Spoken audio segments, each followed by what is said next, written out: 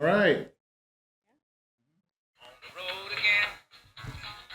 Just can't wait to get on the road again. Wife I love is making music with my friends. I can't wait to get on the road again. Bucky's ready. All right, guys. You know what that means. He's ready to get on the road again. He's ready to go to Houston. No, he doesn't go there. Can't see him hardly. He's on the counter there. Put him on the other side. I can't. Why? He's going to make his hat fall off. You can't even see him. That's even worse.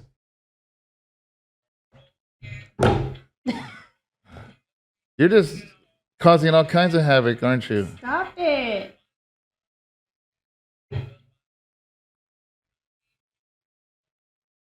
He's dancing. He's blocking you now. No, he's not. That looks funny. He's going to block you right there? Yes. I'm just going to put him right here.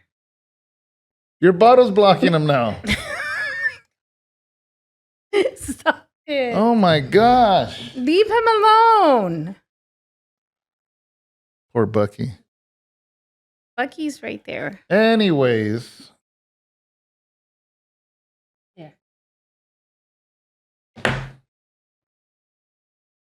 Is Bucky okay right there? Yeah, but he can't even see them. The hat is covering his eyes. Poor guy. There? No. I guess, man. We're taking way too long for this. Okay, there. Oh, that's better. Okay. He See? looks happy again. Okay. He's kind of leaning. He's leaning like a cholo. So, Speak. I'm just amazed that this podcast is actually going to finally come out when it's supposed to on Friday morning. I feel like it's been weeks and weeks and weeks since we've actually got it in time. It's your fault. Wow. Wow. I'm just kidding. So, anyways, today's a road trip. Don't fast forward. And so we don't have a whole bunch of letters, which is good. And this Sunday, after Sunday service, we're flying out to Houston. Really excited about that. So we had some letters come in today, and whatever comes in tomorrow, Saturday, we're going to take those. Take them, yeah. Because we're going to do the Christ Unbarred podcast out of Houston, out of our Airbnb. We all came in, pitched in together, and rented a house. It's a lot cheaper than getting a hotel room, actually. Mm-hmm. And looking forward to it. We're going to have 17 people, one being a child. So 17 adults, because, I mean, Oliver's pretty much an adult. Yes. But that one half little child is almost like having a whole army. Yeah. So Pastor Angel's bringing Ezra. And, oh, yeah. That says it all. Our nephew. Gotta love him. So we for Resurrection Day, we gave him this little bug house that you put bugs in. It's like this clear thing so he can see bugs. And Well, because he already has one and he collected some snails. slugs. Slugs. No, yes, no, yeah, you're right. Yeah. It was like a little with the carrying thing, and he puts strawberries and leaves in it or something. Mm-hmm. And he had like 3 pet snails. So Sharon found that 5 Below video I talked to you guys about. I think I talked to them about it. No, I don't know. never mind. Forget I didn't. That was the thing with Tino and Angel. Okay. It was a little bug house that Sharon found. So, anyways, apparently he found some beetles and found another beetle and another beetle, and apparently there was a whole bunch of beetles, pile of beetles in there. And he decided he wanted to let them walk around his bedroom. His brother's bedroom, actually. Yeah, my other nephew. And he released them all, and he didn't understand why they all took off running. Yes. So he released them inside of his brother's bedroom, and yeah, they were all gone everywhere inside of his brother's bedroom. You gotta love Ezra. Yeah. That's Ezra, guys. Yeah. So, anyways, we don't have a whole bunch of letters. We're going to talk to these letters, but we did a You're really. gonna talk to the letter? We're going to talk to the letters. We did a really good road trip on the way to meet Real Vida with Jeremy, Chris, and Ada. Yes. And she gave us permission to use any of her videos Yes, anytime. and her music and her Spanish music. She encouraged us to put up that Spanish music. Yeah, she I'm gonna do it. Make some rips. So I'm gonna have emotional on this episode. Sing it, babe. Nah, Come on. I'm emotional. How do you do it? Emotional. So actually, I'm gonna put it right in the beginning. Mm-hmm. So they're gonna get a taste of that video, and I'm sure a lot of you have already watched it. I'm positive Mama Eve and Jeremy posted her videos on Absolutely. it, but it's the first time for us, so we're really honored and excited. I'm excited to put it out. Yeah, so we had a great time with them, and they flew into SFO, San Francisco, and had a great fellowship and lunch with them. Did they send you our pictures that we took together? They took pictures? Yes, we took a picture with them. I thought it was with my camera. Oh, no, they didn't send No, you need to ask for it so that way we can probably put it up. it. I doubt it, because I'm going to edit this tonight. Oh, okay. So, we got letters. You ready? Yes. So this first one, he signed his name G, but it says Alpha King Ministries, and it's a book. And it looks really good. It says a guide for the... Capital G. Oh, capital G, yeah. Mm-hmm. A guide for the incarcerated. It's called PEN, P for practical, E for experience, and N for navigation. And let's see. I already got the pictures and everything ready to be put up on Facebook. Oh, yeah, nice. It says in PEN, we're talking about this book, right? It says a guide for the incarcerated. Capital G shares practical principles that will enlighten readers about the penitentiary pitfalls, which should be avoided. Engaging and insightful, this book offers keys that can help the incarcerated open up the doors of opportunity in their lives. Within this guide, Capital G delivers knowledge that will help people navigate through troubling times and empower readers to excel in remarkable ways. If I remember right, he said he did 20. I think. I could be wrong, but I think on the letter he said he did 20 years, and So it looks like a good read. You know from experience for sure. That's awesome. Looks Thank like a really for good wanting read. to share that with everybody.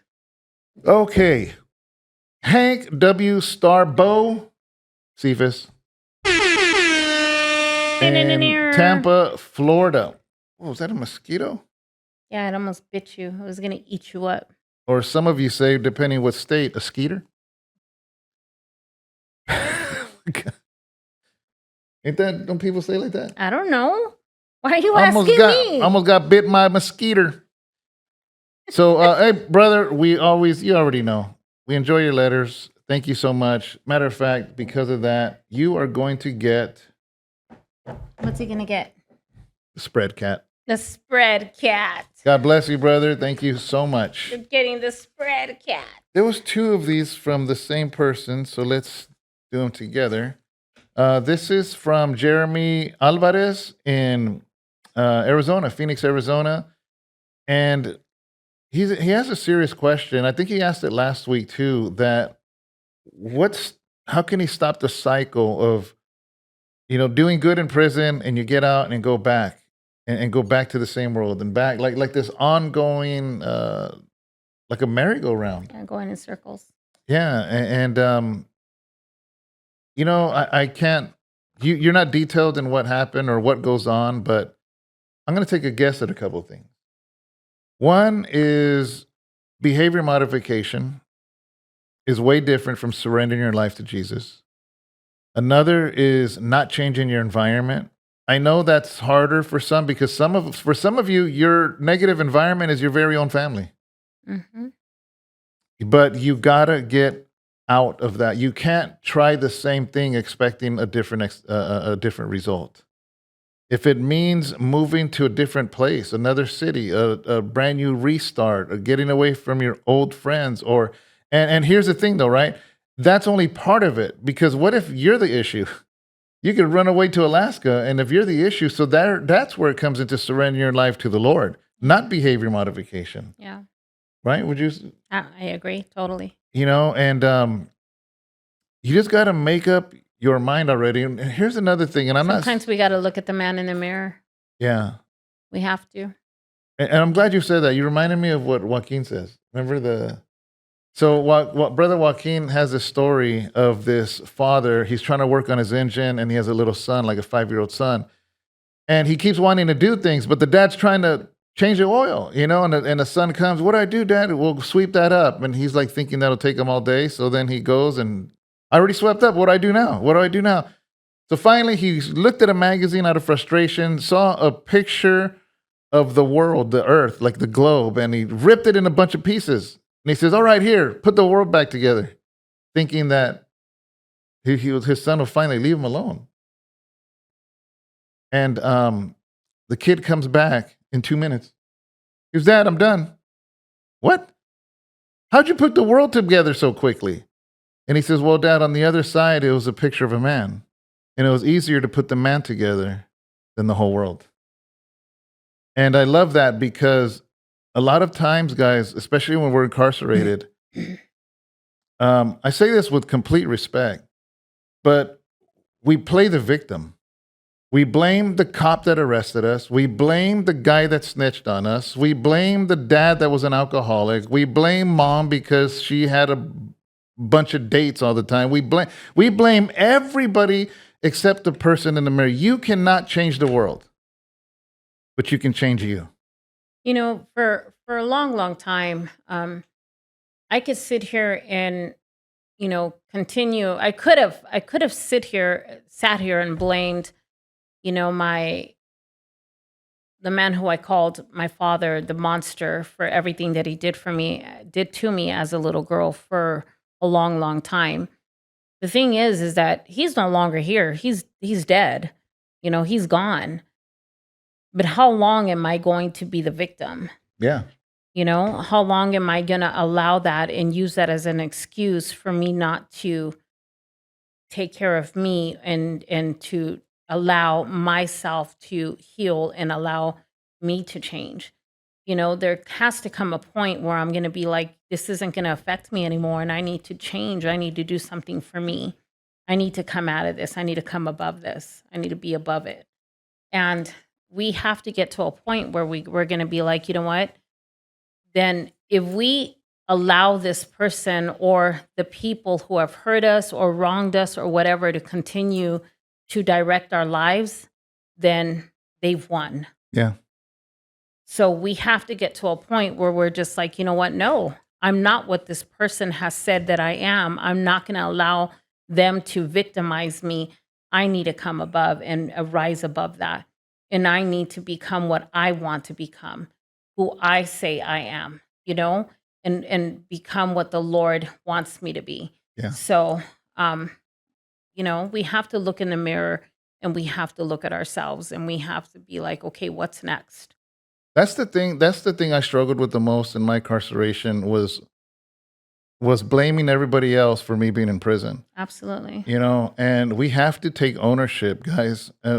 And maybe you're not ready to hear that. I hope you are ready to hear that, because ultimately that's what it comes down to. Yeah. You got to own it, and own your situation. And even those that are in there, because let's say you are innocent, you still got to own your situation and say, okay, this is the reality right now.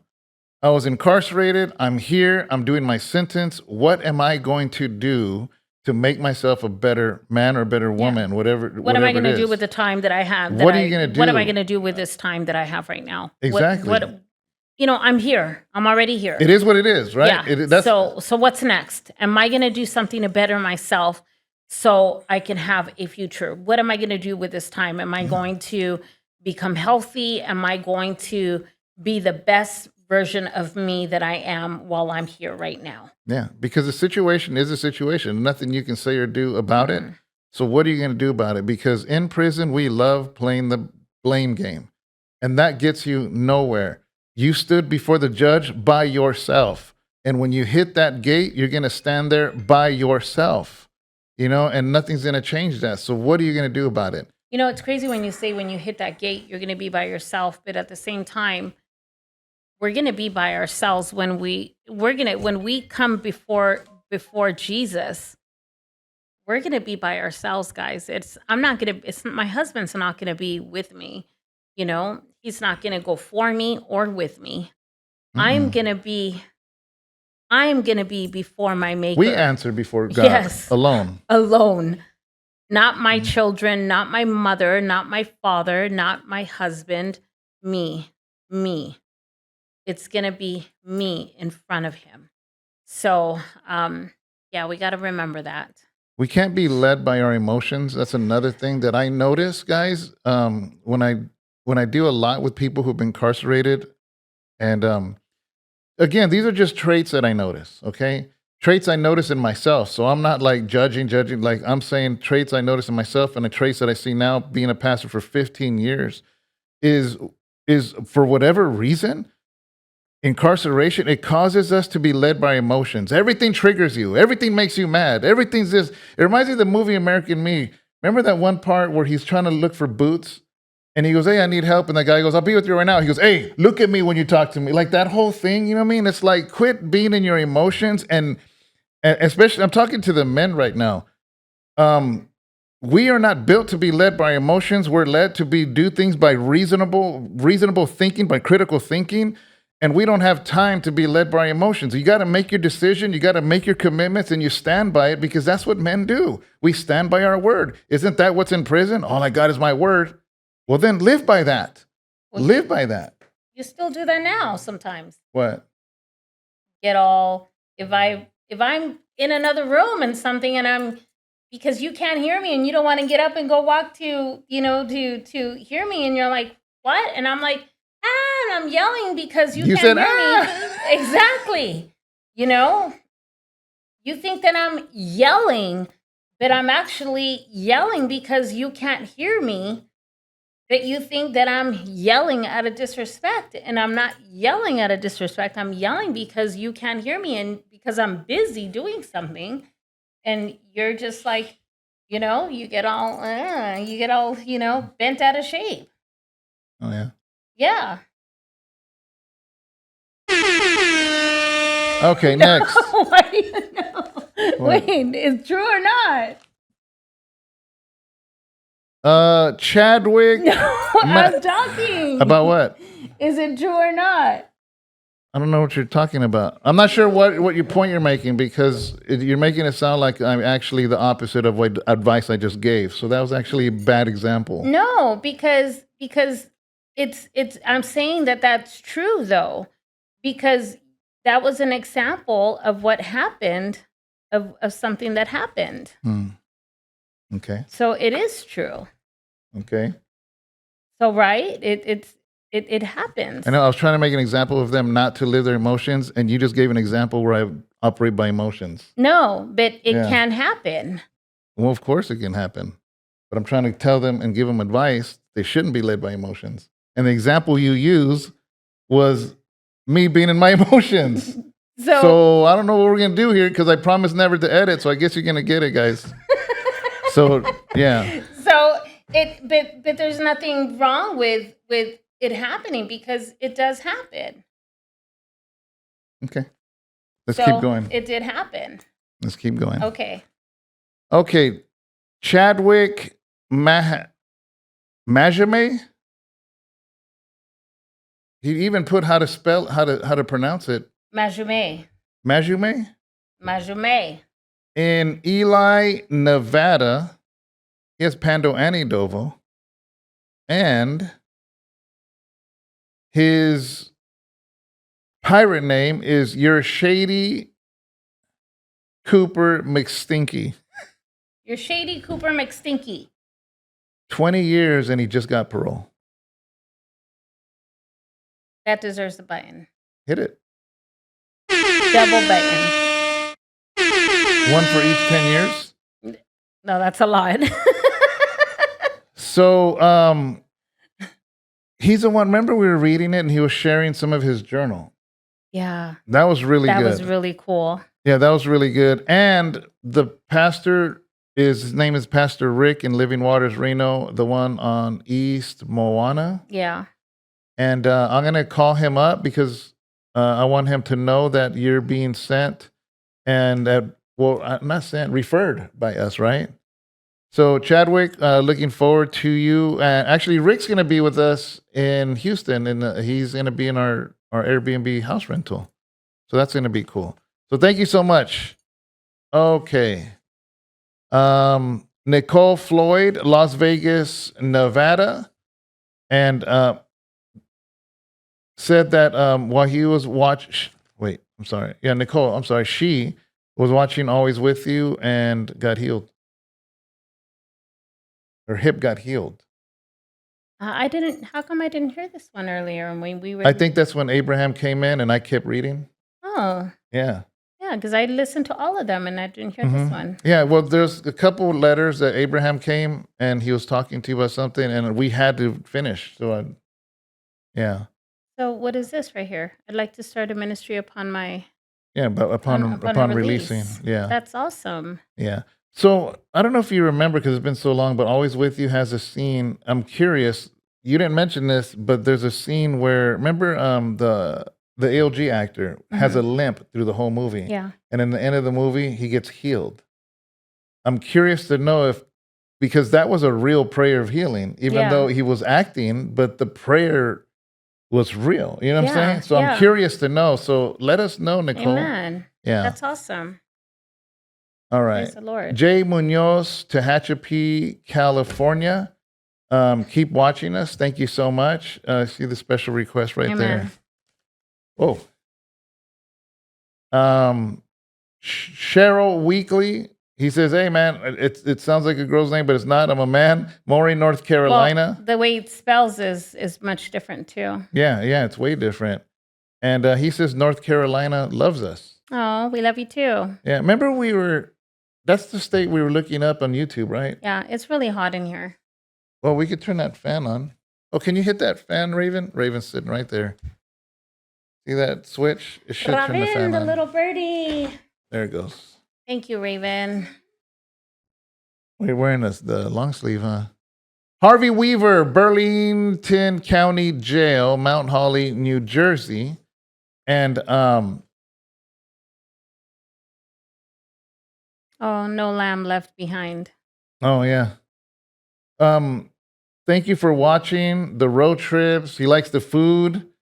Did 30 years and he was just being honest. He's like, "Man, I'm messed up and I ended up back." But my thing is this, I guess the same advice that we were saying earlier about just dealing with you, and dealing with who you are. And, fortunately, a lot of prisons are meant to rehabilitate. That doesn't always happen. Yeah. And we have to kind of resort to ourselves and our own, and whether it's books or books somebody else has, and the reading the word and prayer, and sometimes I wish there was more programs to help men and women rehabilitate, but sometimes that doesn't happen. I'm sorry, doing 30 years, that institutionalizes you, and it's hard. It's like your brother getting out. There's a lot of things that he's having to deal with and relearn and all that stuff, Yeah. Yeah, I was just It's talking. not easy. I was just talking to him today and I was like, "Hey, how are you doing?" and everything. And I was just kind of sharing with him, sort of like what you got going on and just a lot of the things. And he was just talking about how it's really awesome how you're starting to work with the men and just a lot of that and everything. And, just wishes he had that support like over there and stuff, So, yeah, he sees the need for sure. Yeah. Georgina R. Hernandez, Florence McClure Women's Correctional Center in Las Vegas, Nevada. Her pirate name, She's giving a pirate name. Captain Sparrow Plank. Nice. Keep watching us. Thank you so much for Amen. writing us. God bless think you. this is the first time a woman's given a pirate name. I think so. Yeah, this is our first women's pirate name. Brother Derek Kahn, thank you so much for that blessing. Yes. May the That is Lord awesome. That was multiply that. unexpected. I can't read that last name. David Studemeyer, Seminole, Florida. Thank you so much for your letter. God bless you. David A. Marshall, Daytona Beach, Florida. But he was saying that there is a Daytona Beach with spring break. There's a Daytona racetrack that's really famous. And they say they're really close to where he's at and they can hear the engines. That's probably cool. Yeah. Oh, it has a shout out. You know what I didn't get in this little batch of letters? Jokes. Really? Not one joke. Shout out Chris, Rob, George Mendoza, Kayla, Marco, Didona, Carl Brown, Terry, and Johnny Ray Lyle Moat. Just wanted to give some shout outs. So God bless you. I have heard of Daytona racetrack for some. That's famous, right? Yeah. Yeah, it is. Yeah, it's like very known. I don't know why I'd forgot about that. I've never been to a race. Have you? No. Oh. Have you ever been to a racetrack, Raven? Me either. That's what I mean. Oh, I wonder. It doesn't look fun to me, but I wonder if it feels different if you're there. You know? Yeah, because like baseball, I've gone to Oakland A's games when I was younger, and they were fun on TV. It's boring to me. So, Christopher M. Fulford in Turbyville, South Carolina.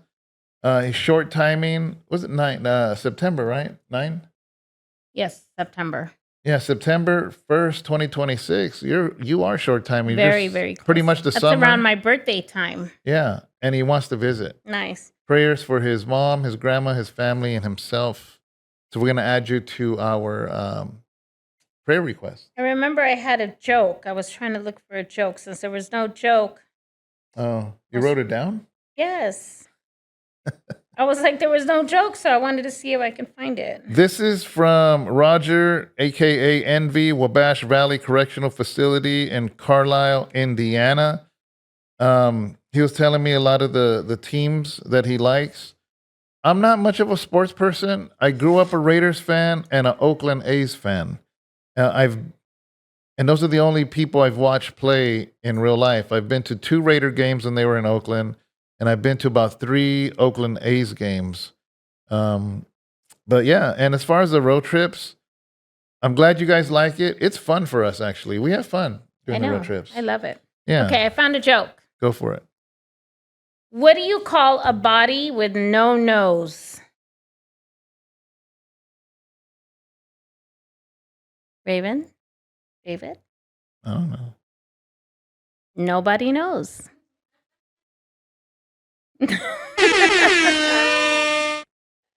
Nobody knows. That is good. I know. I saved it a long time ago.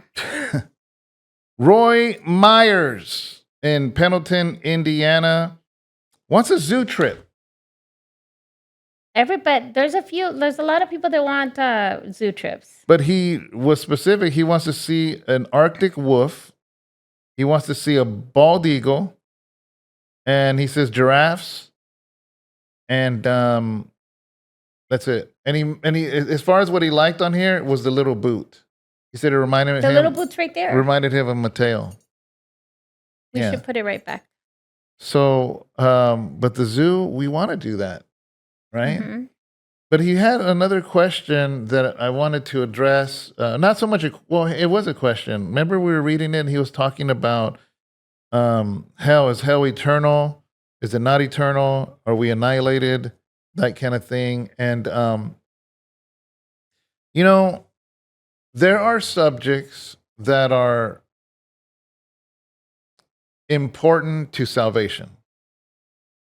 And then there's subjects that are interesting to talk about and to study. There's a lot of things that I've studied in the Word of God that have nothing to do with salvation. I'm just intrigued. And I think that because you're asking me what do I think, because this person teaches that hell is eternal and he's contradicting himself, and this one teaches that it's not eternal and whatnot. And honestly, for me, those are the subjects that I find intriguing. Doesn't change salvation at all. So when it doesn't change salvation, I'm iffy to say that's a false teacher. That's a false teacher. I'm pretty positive every single one of us probably believes something wrong. And we're going to feel dumb when we face the Lord and he explains that verse to us. And we're like, oh my gosh, I'm dumb. Because there's no way we're going to completely have perfect theology on every single verse. And if it's not perfect, you're a false teacher. That is really dangerous to do because we can't do that. Because then what happens is if you believe this way, then they're false teachers. If you believe this way, they're false teachers. And you're arguing over stuff that has nothing to do with salvation. So we got to be really careful with that, you know? And so I'll be honest with you. I don't lose sleep over hell being eternal or not because I'm not planning on going there. So I'm not going to lose sleep. I'm not going to argue with people. I'm not going to debate people. I'm not going to preach about it. I'm not going to because it is not an essential thing that's going to be whether of salvation or not. You know, these are things that I find intriguing. So I don't believe there should be split ups. There shouldn't be denominational differences over it. I just don't do it. You know, so that's my answer. I'm not going to say any of that. It's just, to me, has nothing to do with salvation. And let me reiterate, if it has nothing to do with salvation, be careful on what you say is a false teacher. If they pervert salvation, that's a false teacher. If they come against Mary being born, Jesus being born from a Virgin Mary, that is crucial to salvation, that's something to debate about or argue about or to stand solid. The crucifixion and the resurrection. Those are non-negotiables. That if somebody's teaching something other than what the Word of God says, they are a false teacher. The non-negotiables are the things that you should stand on. Exactly, stand on it, and I will fight to the death for that. If somebody says, we're gonna decapitate you unless you say that Jesus didn't resurrect from the dead, and I'm just gonna be like, then cut my head. You know what I mean? I'm not gonna take that back. I'm gonna die saying that he resurrected from the dead and his grave is empty. That is not negotiable at all. So anyways, Adrian Tovar, Beetle Unit in Tennessee Colony, Texas.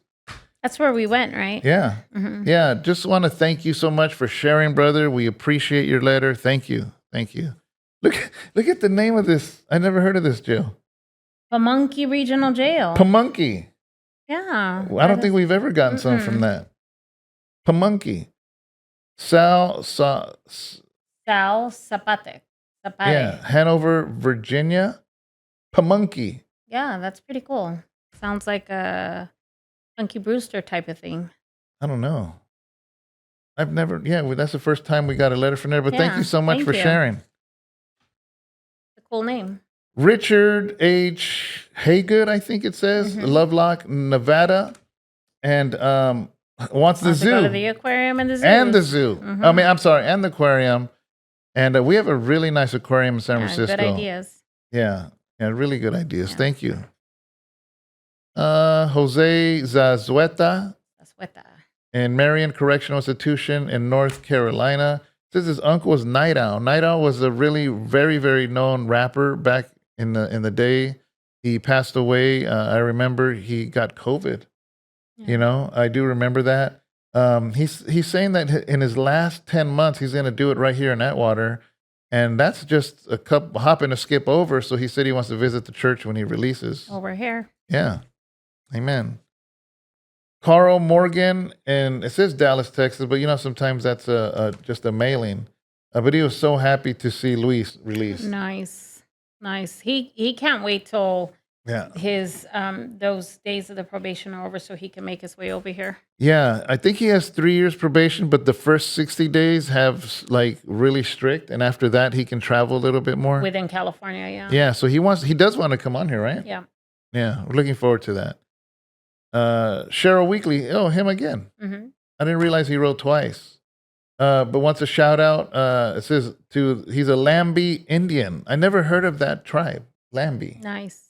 Yeah, but thank you so much. Brother Derek Kahn, again, amen. He brought up the Split Rock Research Foundation, and actually Sharon looked it up. Yeah, I looked it up, so that it seemed really, really interesting. There was a lot of images and a lot of stuff, so that's something you guys should look it up. There's a lot of interesting information on there. So Rock Research Foundation, so Split Rock Research Foundation. So look it up. Uh, It has a lot of history on biblical artifacts and a lot of information on there. So look it up. It's something that maybe if you have the ability to go online, it's called the Split Rock Research Foundation. um, so for those of you that are wondering, and I haven't looked into it, but they are basically saying they know where the rock was split, where the water came out in the Exodus with Moses. Yeah, I don't know it's really cool. those claims. I don't know if it's true or not. I'm not standing behind it. I don't know nothing about it other than I was reading the letter and then Sharon looked it up, but we don't know. Yeah, I But sent the information to you so yeah, you can look at it. and then he brought up a show. Remember that show with Urkel? Yeah, What was that? Family Matters. yeah, Family Matters. Family Matters. And he brought up how um, there's an episode where somebody's bullying him, and then he helps the bully because the bully got sick. Like I can't remember how he said it, but he saved their lives. Anyway, he watched it and ended up getting ministered by that. Wow, And that's cool. because he ended up helping the bully, even though the bully was mean to him. Um, Kimball D. Haley, the second, Iowa Park, Texas. Thank you so much. Really long letter.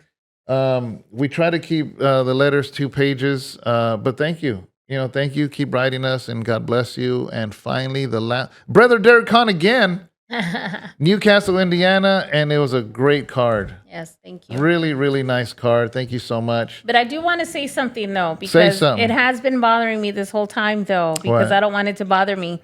So I wanted to just, I wanted to correct what I said earlier, that I don't know if you took it wrong or what. What I was trying to say is that I was in one room, you were in the other room, and I was yelling for you, and I might have, because you didn't get up, you thought that I was yelling at you. And so I don't know if you thought that I was saying that you were emotional, but it just that there was a misunderstanding is what I was trying to So say. actually, what happened was I had some brothers over, and we were sitting around talking. And Sharon was trying to print something in her office. You wanted And something. and what happened was I was asking her something, but every time she would answer me, these brothers were talking. They kept talking loud. They kept talking loud, and I couldn't hear you. And finally, you said it out loud, and it sounded like you were yelling at me. I knew you couldn't. I knew that they were talking loud, but when you yelled at me, they looked at me like, you're gonna let her talk to you like that. They all looked at me, all 3 men. Yeah, So but that's when I wasn't mad, but I walked over there because I didn't want to yell at Sharon. And I walked over there. I said, "Hey," I said, "I couldn't hear you." I said, but they looked at they looked at it like it was really bad what you did. That's what I told you, and I wasn't upset. I just wanted to tell you, you know what I mean? Because I don't want them to think a certain type of way about you. But they were the ones talking loud. Because Yeah. every time you kept answering, they would get louder. yeah, I know. And But I wasn't but mad. it felt like you got you kind of got a little, No, I wasn't mad at all. it, But it I didn't felt like. it felt like you came and you were just kind of like, hey, like tone it down, but I was like, but I wasn't yelling, my intentions were not to, is that I was trying to get something done for you No, I because know we that. were in a I rush. just earlier I was trying to figure out why you brought it up about emotion because I wasn't upset. I just didn't like the look they gave me because guys, you guys know this, right? Is I don't want to have the men in this church thinking that she like comes at me crazy, but I knew you weren't coming at me crazy, but they were talking loud. They weren't taking the cue because I kept saying, talking to you, and they kept getting louder. But do you understand how I felt like you could have avoided all of that by simply getting up and coming into the office and just answering me the first time, because I was doing you the favor. I was doing something for you, and to avoid all of that, just come in the first time when I asked you what it is that you needed. And I just kind of felt like, I wouldn't even have had said anything if you would have just gotten up and just came in there. but you just kind of kept yelling and yelling, and I couldn't hear you. Yeah, I think that So it was a all it was I was misunderstanding. sending you an email. And of course, after the fact, we can talk about what should have been, could have been. But in the heat of the moment, I was just saying, did you get the email? Did you get the email? That's all I was saying. Did you get the email? But they kept talking really loud. I can go back and say, oh, I should have got up. I should have. But in the moment, it was like a couple seconds. Um, and But and and that's all it was. I felt that you were maybe that was a moment where there was that you didn't like the way my response that you got that like you had said Yeah, and I that wasn't mad, and I wasn't even emotional about it at all. I didn't like the look from them because what I don't want is the men here to think of you a certain way. So I didn't like their when I saw all and it's like it's not you can't say that it was one when all three reacted like that. You know what I mean? That's when I went over there. I wasn't mad at you. I wasn't upset. I knew that they were over talking you when you were trying to when I was letting you, hey, did you get the email? Did you get the email? So I just went over there to kind of let you like, hey, and I forgot how I said it or whatever, but I'm just letting you know but I but wasn't upset at but all. I felt at that moment you should have been like, hey guys, hold on, let me take I care of did. this. you know I did. I told them, hey guys, I can't hear because they kept talking loud. yeah, I did but tell them. then they shouldn't think of me a certain No, way. I'm not saying they are, you but know I'm gonna nip it at the bud and make sure they don't think of you a certain way. I'm not saying they are. I just saw them all like tense up. So I read the room, you know what I mean? And I read the room, and that's kind of when I walked over there. But I don't know why you guys needed to hear all this, but maybe somehow it's going to help you guys. But well, hopefully it does. I wanted to because I didn't want you to because we said it at the beginning, and it did bother me that you felt that that you thought that I said that you were emotional like that in that way. Because we said it on here, I just wanted to clarify Yeah, that well, that's fine. But the thing because was, I couldn't understand why you brought it up because I wasn't emotional. Because in times past, I have gotten upset, and this was the first time I didn't get upset. So I got a little upset that you said I was emotional because I'm like, wait a second. In all the years I was married, this is actually the best I've ever handled that. And the fact that you brought it up then kind of bothered me because I no, wasn't emotional. So well, hopefully you guys are learning something from this, guys. yeah, because we've always I handled communicated. myself pretty We've well, you always know? communicated, and I think that this is, you know, because we went through this whole letter reading and everything, and I would through it all, I was just kind of like, I think I just needed to share that, because it did bother me throughout this whole letter reading that you were feeling that way. So I just wanted to bring it out and just say, okay. Well, So guys, with that whole thing, hopefully you got something from it. But we went on a really, really nice road we trip did. to San Francisco to see Jeremy. We hadn't seen him in 9 months. I think the last time we saw him was when we were in Dallas at the Real Vida conference. hmm And that was the first time we met Ada. It was the first time that Yeah, I never met her. We never yeah, met that her. was the first time We knew actually. about her just from Mama Eve and the videos and Yeah, whatnot, but yeah, that was the first because time she meeting had her. she had talked to us so much about Yeah, her and everything, and it was my first time going up to her and meeting her. yeah. Yeah, So, absolutely. guys, enjoy the road trip, enjoy the scenery and all of those things. God bless you. Next week, well, Sunday, you're going to see us. I'm going to preach here Sunday. And after Sunday sermon, we're going to head to the airport. And then you're going to get a road trip next week. All right. So, all right, guys. God bless you. Bye, One more. guys. We love you guys. Wait. I'm going to give them the Give him Super the Cub. cub. See, we thought about the same one at the same time. And I'm going to give them one more. Give him the no. Give him the one Which one? the I don't one have all of them hiding here. behind the. You don't have it. No, I don't have that one That one's here. weird. But the evangelist cat. That one's good. Look at him sharing the gospel. I know. Notice his tail sticking out of his pants. That's good. Give him one more. One more. One more. The praying cats. This is one of my favorites. Yes. The 10 The 10 commandments. commandments. Commandments. Commandments instead of commandments. All right, guys. Seriously. God Bye, bless you. guys. See you later.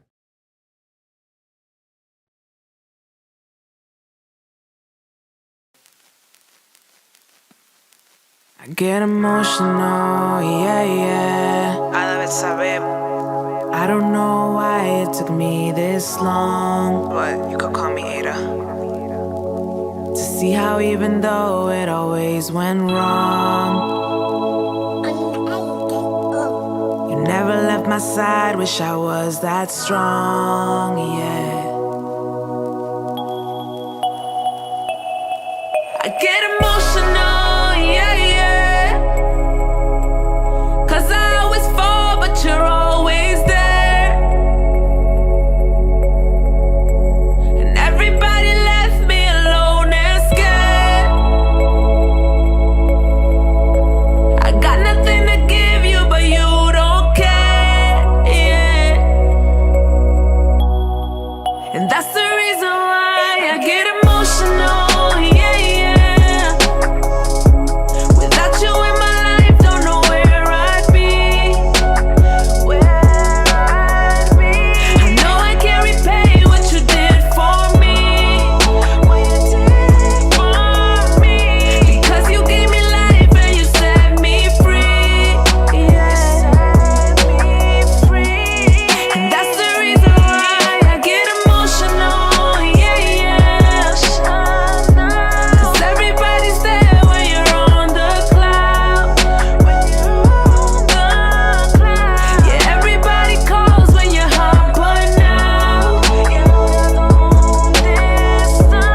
tell me why the silence feels so loud. And that's the reason why. De nuevo nací, aunque maten mi cuerpo no moriré. Planté lo que a su tiempo yo coseché. Y es tu herida, pero ya sané. Construí miles de cosas y las destruí otra vez.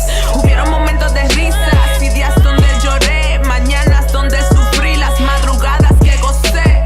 La luz en mi ventana y yo pensando, sí lo sé que tropecé, no lo repitas otra vez. Mi corazón guardó a alguien que luego deseché. Tuve que perder lo que por tiempo yo busqué. Con despedidas y bienvenidas. Tuve que odiar el pecado que un día amé con toda mi vida. Hay tiempo de paz, hay tiempo de guerra. Mas mi corazón solo a tu tiempo se aferra. Y yo no esperaría que el día que me eche en tierra para entender que ya mi vida tú la habías planificado. I get emotional, yeah, yeah. 'Cause everybody's there when you're on the cloud. When you're on the cloud. Yeah, everybody calls when you're hot, but now tell me why the silence feels so loud. That's the reason why I get emotional, yeah, yeah.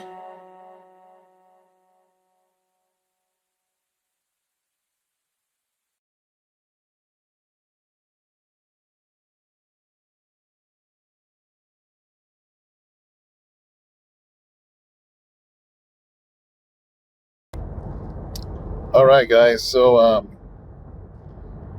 doing a little quick road trip, real quick for you guys. I'm here with Sharon, and we're on our way to San Francisco and meeting up with Jeremy from Real Vida and the team. It's been a while. I haven't seen them. When's the last time we saw them? Was July of last year. Yeah, it's been a while. Yeah, when we went to the conference in Dallas, and they're going up to Redding, which is way northern California, but they're landing in San Francisco. And Jeremy called, said if there's any way we could meet up, and it's going to be really nice to see him and the team. Actually, for those of you that I know, those of you on Pando know exactly who Real Vida is, but some of you newer on Edovo, Real Vida was and is an amazing podcast. Mama Eve She's gone to be with the Lord, but she was, The reason why we're on Pando and Idobo. yeah, the reason why, guys. We had no idea about this prison ministry. We would not be on these tablets if it wasn't for Mama Eve reaching out. I still remember that day. I know. Yeah, she called my number, and it was late. And there's this woman on the other line saying that she had a prison ministry, and she had some requests for people that wanted her to interview me because of my past music, stuff. And that started a great relationship. And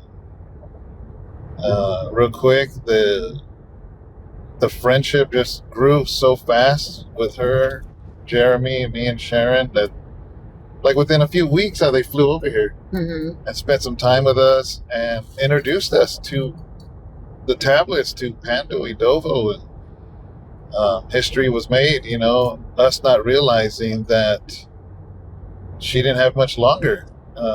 We knew she had some health issues, but I don't think either of us realized it was that bad, and No.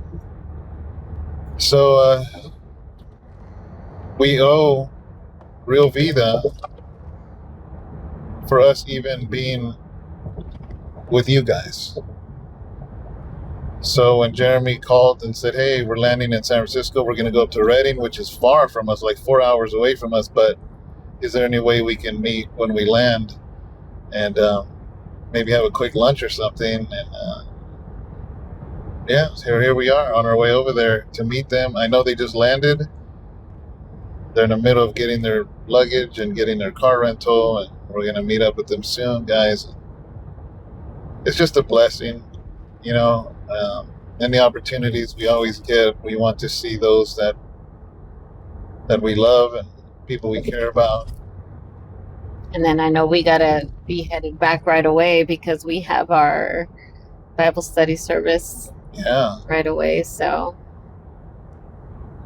well, they're going to get a back-to-back road trip because they're going to get this road trip. And then Texas. Yeah. It's going to be nice. Yeah. So right after Sunday service, guys, we're flying out to Houston, Texas.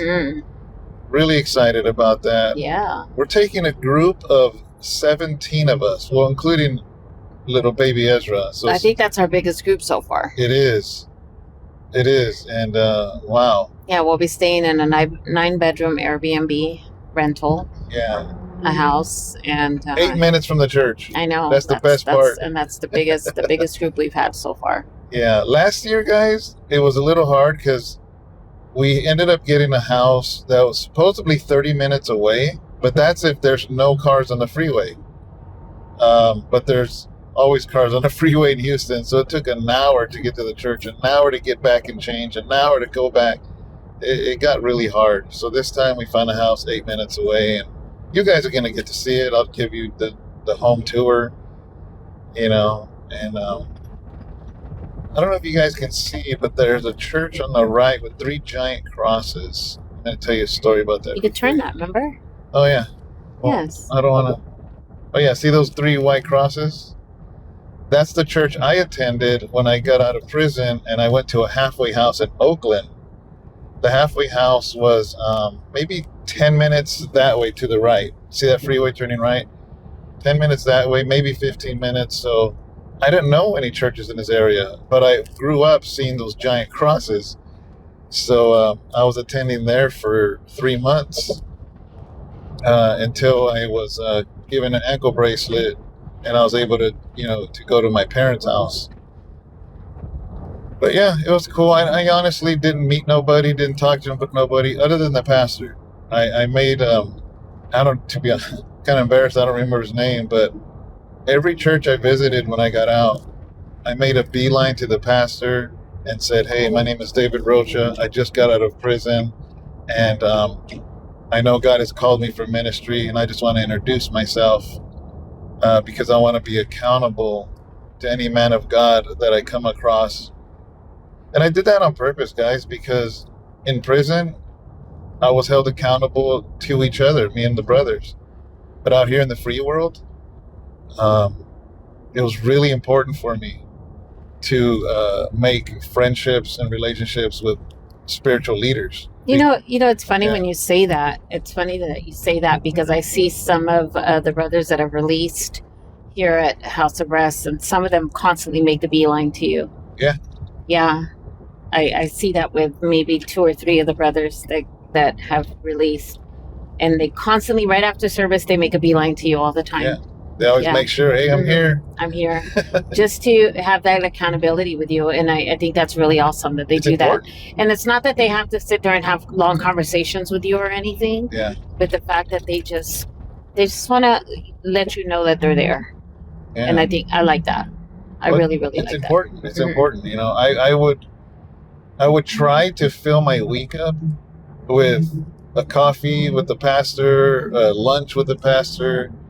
You know, not when I was here at the because I had to be at the halfway house, guys. I didn't have that much freedom, but I made it to this church every Sunday. But once I got the ankle bracelet, I had relationships with about 4 or 5 different pastors. One of them, he passed away. It was Pastor David Bautista. He was a Victory Outreach pastor. He was retired, but many lunches with him, a lot. And he really reached out to me because he himself was an ex-con. He himself did state time. So he really embraced me, and I'll forever be grateful to him. I know I'll see him again when I make it to heaven, you know, but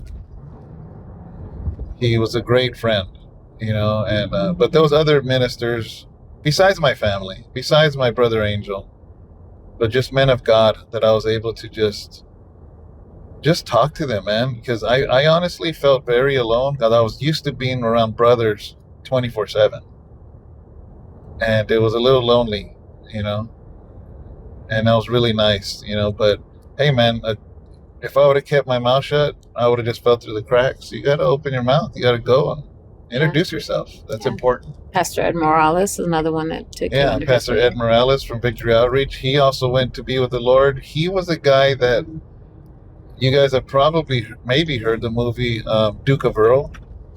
You know what? Nobody's put Duke of Earl on Panorama. Really? I wonder if I could ask Sister Mitzi. Yeah, you should. You know, guys, that's something I can't make promises, but Sister Mitzi is the widow of Pastor Ed Morales, the director of Duke of Earl. It's an old movie, like in the 70s or maybe early 80s, I think late 70s. But It's worth giving her a call. it's worth giving. Yeah, I'm going to do that. I didn't even think of that.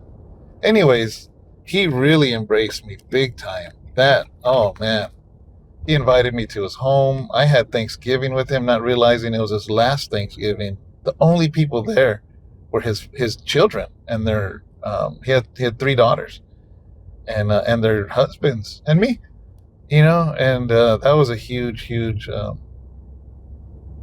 blessing, and it was an honor, you know, because so much ministry under him that he had so many years and just so much wisdom, man, crazy wisdom.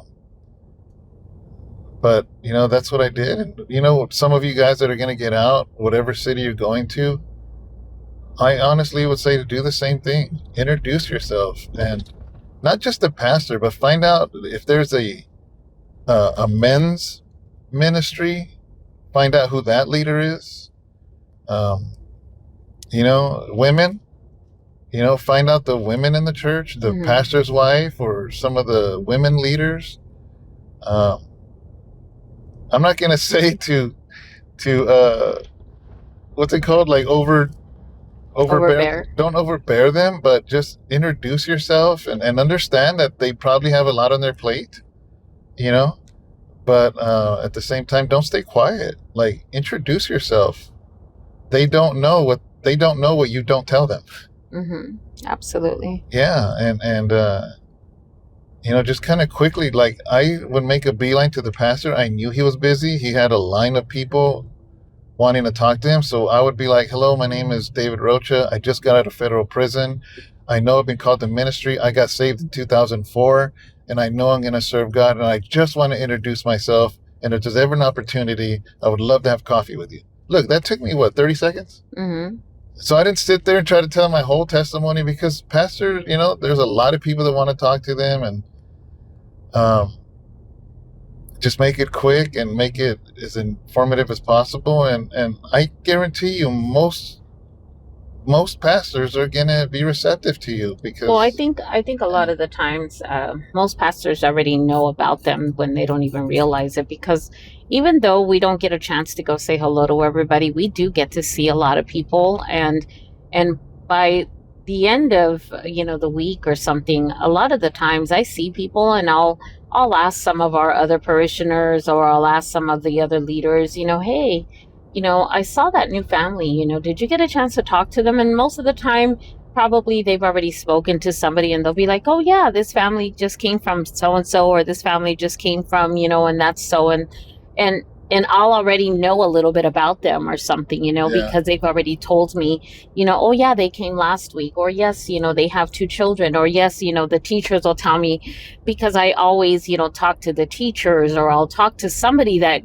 got a chance to get to know them. Yeah. So, they'll probably end up being a little icebreaker there already anyways. So I think it's important to come and just say hello, because most likely I'll be like, oh yeah, you're, I heard you had, 2 kids, or I heard, this. And I think it'll be great for us to get to know one another. So, don't be shy, get to know us. I've had a few people come from Pando and Idobo, and they show up. I had one brother, he said, he goes, man, I'm kind of real quiet. I didn't want you to call me on stage, so I didn't say nothing, because he knows a lot of the times when you guys get out, I'll call you up. And, and he's like, this is like my 3rd time here. And I was like, why didn't you introduce yourself, I said, let me know you're here. We want to know you're here, And if you don't want to be called up, just let us know. Yeah, I said, I'm not going to call you up against your will. Just say so. Just be like, hey, man, I'm here. I just got out, and I don't, and I'm going to respect that, but we do want to know when you show up, and sometimes I've told people, not just people that get out of prison, but people that just visit, because you got to understand, guys, we're putting our content not only on Pando and Udovo, but on Facebook and YouTube. So there's people that drive from very far because they've been watching us on YouTube, and I always tell them, I'm like, hey, stick around. I'm going to say hi. I got to say hi and bye to a lot of people, but, stick around a little bit. Let me talk to you. And usually they do. And then they talk to us. When a lot of the people leave, they'll kind of hang out with us a little bit. And we want to know you, This isn't just for people coming out of prison. We want to know everybody that comes, especially if you drove far. We've had people come from as far as, remember Brenda? How far did she drive from? LA? She drove from, it was San Diego. Yeah. To come to a Wednesday Bible study. Yeah, just to come to a Wednesday Bible study. And then she moved to Arizona, and then she would visit all the way from Arizona. Yeah. Yeah. So that goes for anybody, incarcerated or not. If you drive a long ways, don't just come to service and leave. Let us know you're there. Give us an opportunity to meet you. Yeah, we've had people come all the way from Arizona. You did a painting for him one time. What was his name? He had a son. Oh yeah, from Yuma. From Yuma, yeah. Yeah, all the way from Yuma. That's right. Yeah. Israel. There you go. Yeah. Yeah. So the people that come from far away. So we're approaching, I'm not sure if I've shown you guys this bridge, guys, because there's several bridges because San Francisco's in a peninsula. So there's the San Rafael Bridge, the one that goes to San Quentin. There's the Bay Bridge, which goes from Oakland to San Francisco. There's the San Mateo Bridge, which is this one. And then there's a Dumbarton Bridge down closer towards Sunnyvale. This is the San Mateo Bridge. It's 7 miles long. So turn it to the side a little bit so they can see how that's the ocean. So I think the other day... just showing my mirror. Oh. All you see is a mirror. They can see it. Oh, okay. So this bridge is really close to the water. And it looks kind of trippy. Because it's leveled. Yeah, it's almost level to the water, which makes it different. Usually bridges are high up. And normally bridges are high up so boats can go underneath, right? Ships. That's why at the end it is high up at the end, because the ships need to pass under. But yeah, it's a different kind of bridge. It used to freak me out when I was a kid. So let's see. I might as well just let them see the bridge. After the bridge, guys, I'm gonna stop it, and then I'm gonna see where Jeremy is at, because I know they landed already. They were gonna get their luggage and the car rental, and but I'm just gonna show a little bit of this bridge to you. You can see how the water is level. You know where I went? Have you been to Miami, babe? No. No? So when we went to Miami, I didn't know that Miami and Miami Beach is different. And it's kind of like a peninsula. So there's a lot of bridges that cross over. It's a trip. It was actually nice. That was a lot of years ago, but what I remember.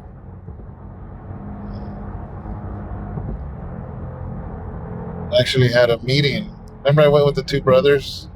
Mm-hmm. They were a distribution company for our movie that we had out. And I had no idea the separation. I wasn't saved back then, so we wanted to see where Scarface was. Some of the scenes from Scarface that happened right there on the Miami boardwalk, I guess, or whatever. We went to see some of those sites. Well, guys, I'm going to go ahead and stop it, and we're going to see where Jeremy's at so we can meet up with them, and see you then. Bye, guys. Okay, guys, we made it. We are here. Ada, Chris, and Jeremy. Sharon's right there. We're here about to have some Mediterranean food. And you guys want to see what we're eating. But Jeremy ordered this appetizer. What was it called? Metza plate. That's falafel, which is fried chickpeas. That's hummus, which is creamed chickpeas. There's some more hummus. And I don't know what that is. Baba ganoush is somewhere on here, which is eggplant. Olives, feta cheese. So there's still no Edovo, right? Yeah, we're on Adobo. Yeah? Yeah. Oh yeah, we've always been on Adobo. We weren't on some of the GTL tablets. And now we're back through Adobo. Nice. Perfect. Hey, I saw your brother got out. That's awesome. Yes. Amazing. He's driving. He got his license. Steak shawarma. Just like, oh my gosh, I want to cry. What do you got, babe? I have a falafel plate. Falafel plate.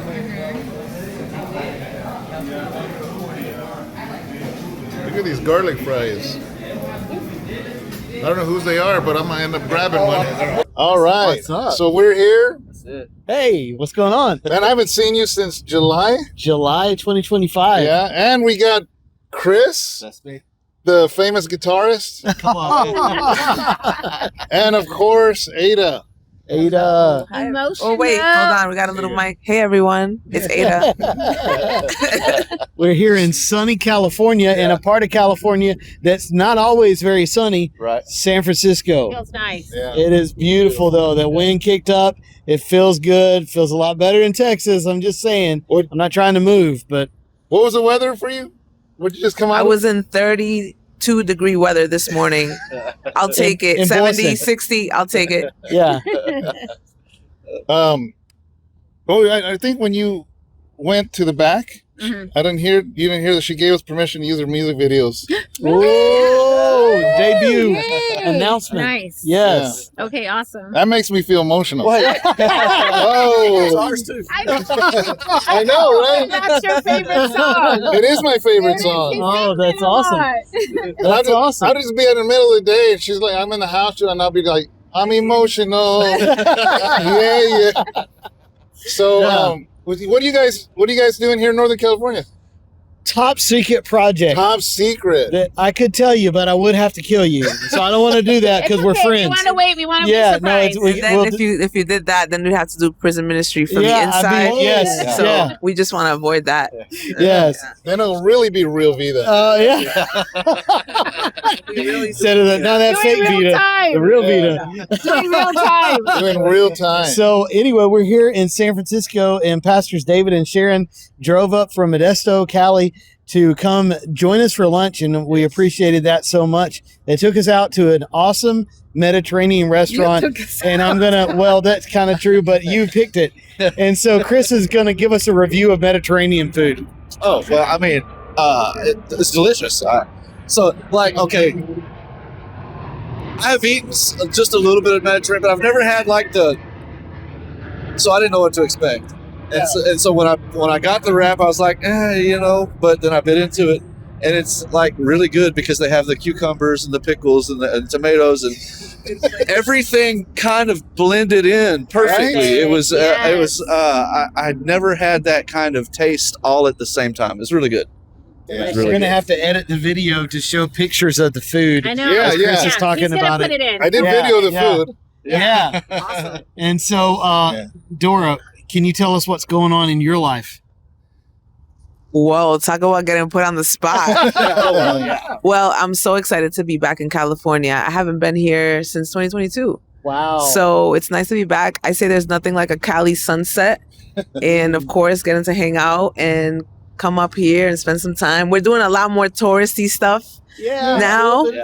And y'all, I have my album, For All My Soldiers, that I've been working on, that was supposed to be only English. And now there's Spanish songs on there because I've just been creating. And so that is going to be out very soon. I'm really excited. I know I keep saying that, but like this is for real this time. So yeah, I'm excited about that. Nice. So when people write, or do they write to Real Vida? Or you got your own stuff. I have a PO box we can put on Yeah. there. Yeah. Oh, Go ahead. Go ahead. Put it up. I'll send it to you guys. Be How about prepared that? for a flood of mail. I'll send it to you. I'll send you Yeah. guys a PO box. I'll put it under here. What do you guys think if we had Ada come to House of Rest?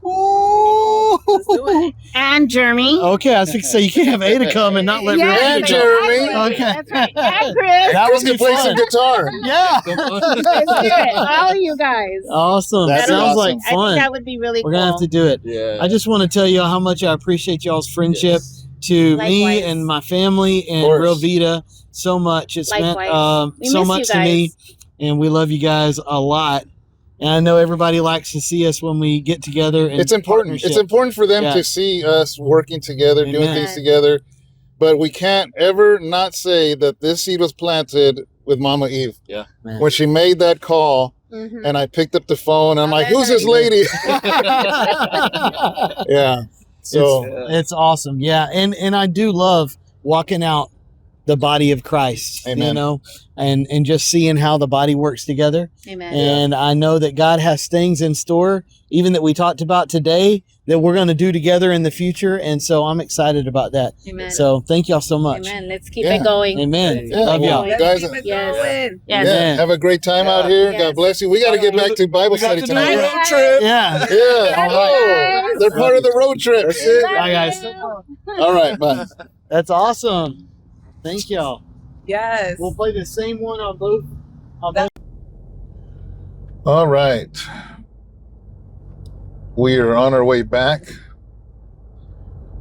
Hopefully you guys enjoyed seeing Jeremy and the crew.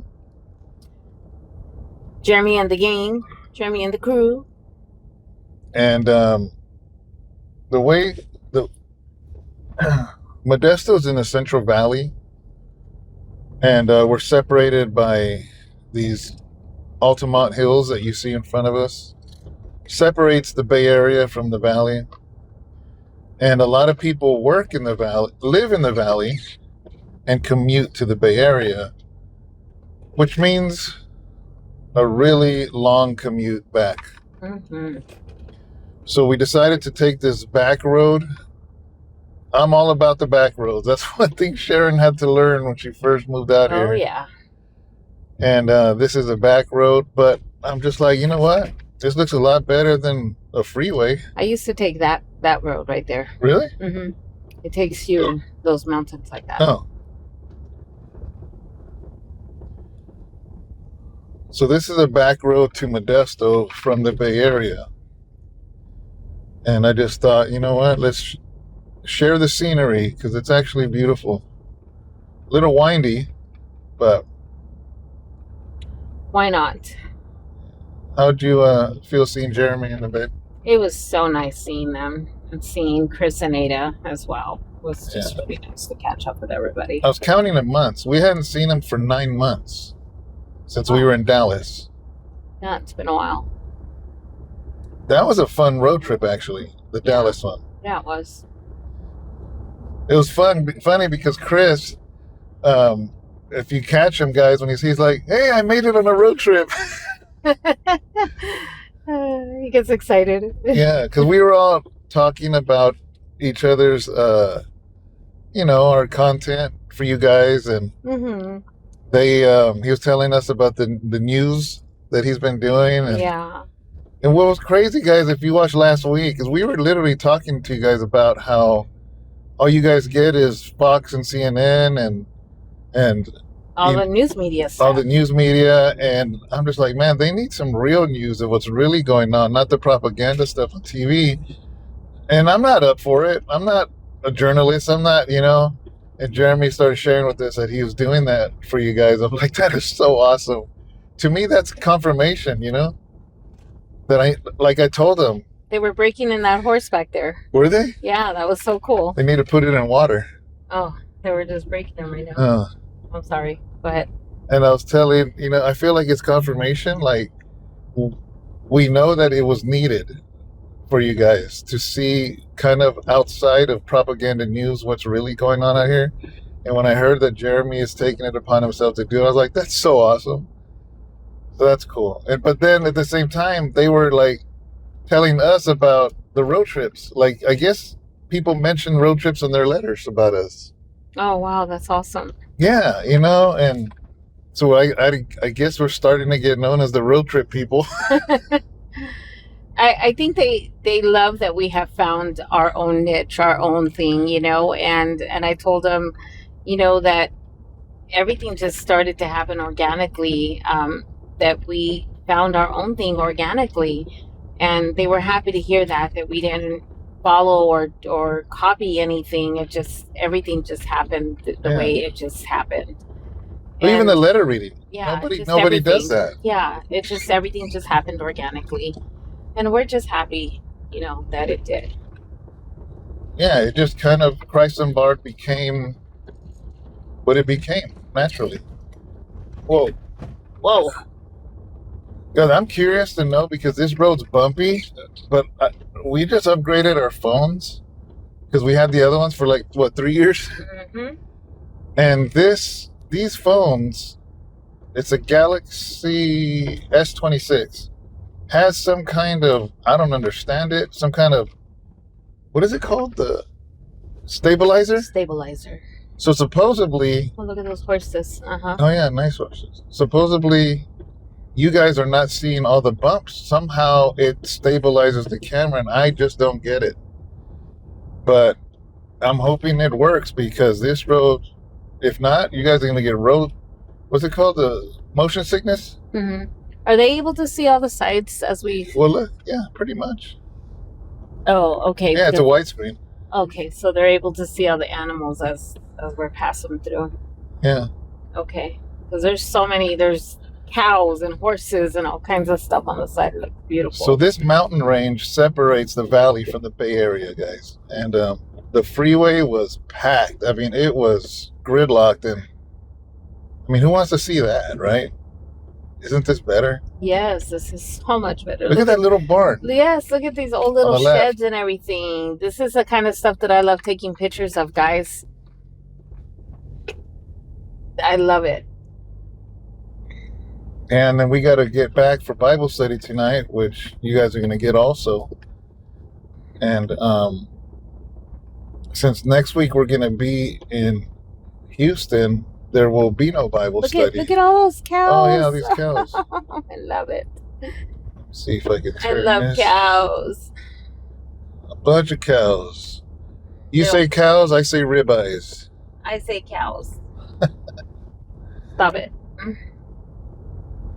Guys, I found this so cool phone holder for my car now. Instead of the other ones, the other ones, remember it's always sliding and Yes, stuff? and it's always falling. I saw this ad for this one, and I found it on Amazon. It was like $11, and so far I like it. Really cool. Yeah.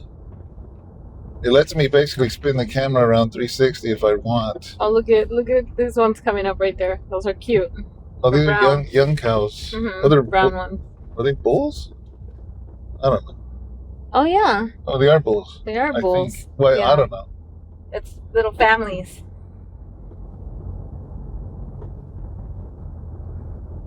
Oh, little fun fact about this road, guys. I think, yeah, this is it. For those of Where Carnegie is at? yeah, this is it, Yeah, right? I think so. But So, it's more up ahead. yeah, for you historians out there, during the gold rush days, there was a man named Joaquin Murrieta, and he became a bandit. And basically, he went into town, and when he came back, his wife, his brother-in-law, she was violated, and they were both hung by their necks. They were lynched. And that was his whole family. So he swore he would find the guys that did it. And he went and terrorized all the western towns around here. He became like a legend because nobody could catch him. And one of his hideouts was out here in these hills right here, actually. And so that's his name's Joaquin Murrieta. There was a what are they called? Like the wanted? Oh, Yeah, supposedly they decapitated him when they caught him, and they showed his. Look, this thing's turning by itself. Wait, let me gotta tighten it. There it is. You got it? Yeah, Okay. they showed his head at the Stockton Civic Auditorium. You know where those gold bears are? Yeah. But he was a very, very known outlaw, and he hid out in these Altamont Hills on this. Well, it wasn't a road back then, but out here, there's caves up here, and this is one of his hiding places. Another one was in Colombia, not this country, Columbia State Park. And then another place was Hornitos, which is closer toward Yosemite. And yeah, little history there. This road's really windy, guys, but a lot better than gridlock freeways, I'll tell you that. Somebody passed away right there. Oh, was there a cross? It was a girl. How do you know? It was pink. God, look at this country road, countryside. Oh yeah, we gotta tighten this thing.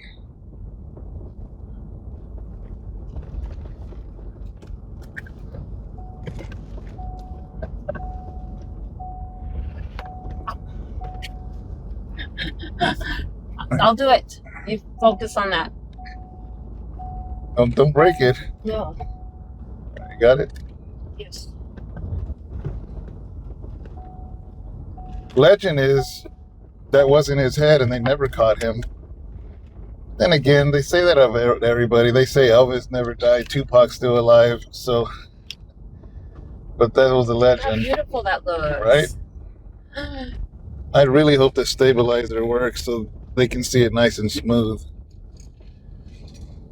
If you see it smooth, you're seeing it better than us because we're over here like bobbleheads. Mm-hmm.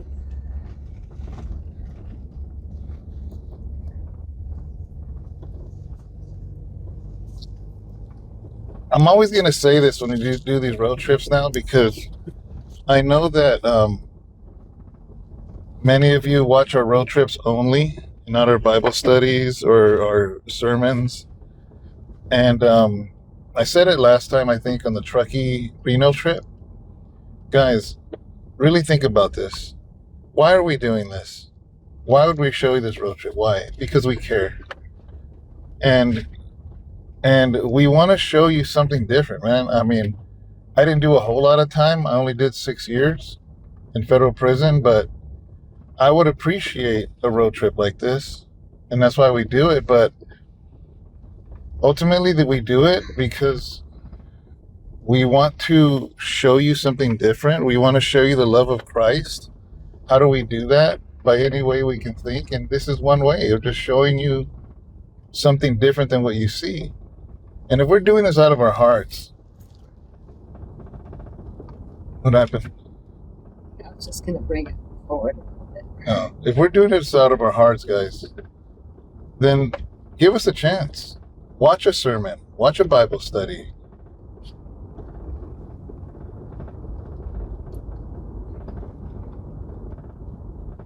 You know, and just give us a chance, because honestly, you might be like, oh, I don't know about this Christian stuff, or they're all about this, or they're all about that. And, you know, I'm going to use this example. I just said it the other day, is if you came across a $20 counterfeit bill, would you quit ever wanting a $20 bill because you found one counterfeit? At that point, do you just throw away all 20s? Of course not. Matter of fact, do you know why there's counterfeit bills? Because there's value to the real $20 bills. That's why. Yeah. Anything worth counterfeiting is because there's value in the real thing. You know, you go to the flea market, you see those fake Nikes or the fake, what are some of the brands that, you know? Psyches. It's Psyches. Psych. What are those, Gucci and all that? Yeah. Why is there knockoffs? Because the real has value. So, why is there knockoff Christians? Why is there knockoff ministries? Why is there knockoff all that? Why? Because there's value in the real. You know, and I just want you to just really think about that and ponder on it. You know, there's nothing worth faking if the real doesn't have value. And just maybe, what if just maybe you were exposed to something that was fake, that had a Christian tag on it, but it wasn't really Christian. You know, and just give the Lord a chance, man, because ultimately this isn't about giving us a chance. Who cares about us? Mm-hmm. But give Jesus a chance. Amen. I mean, why should we blame Jesus for the imposters out there? Yeah. That's not cool. You know, judge Jesus by his own merit. Yeah. Why blame Jesus for the mistakes of man? Oh, it is Carnegie. See all those guys, I don't know if you could see, but all those mountains have a lot of lines. Lines from motorcycles. People bring their quad runners, their dirt bikes, their dune buggies, and they just go to town. There's miles and miles of hills and mountains that they can, like trails, right? Yeah, trails that they can ride on. Yeah, on the weekend, it is full of people with trailers and motorcycles. And yeah, right here. Yeah. One time we came out here just to watch them because we not got none of those toys, but it was fun watching them. Yeah, it was. It was cool.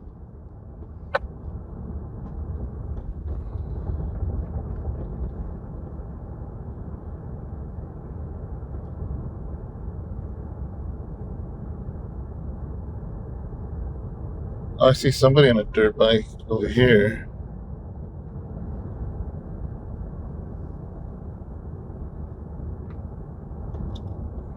Too bad there's nobody going up those hills, or else I'd stop. Oh, here's the main part, huh? Yeah, it's all open right here. Yeah. Well, there's a young boy right there. Yeah. Just going in circles right now. I'd be out here all the time if I had a quad runner or dirt bike. Oh, you got a few people out here. Look, they're getting their bikes out. Uh-huh. That's so cool. Well, this is the main spot then. Cause look, they have picnic tables for the families. Yeah. That is cool. I wonder if it's like a campsite. Like you get to. Yeah, you can put your RV out here and everything. Because not everybody ride. Like, what if Grandma and Grandpa come and they just want to watch you ride and cook some chicken? You know. Really, David? What?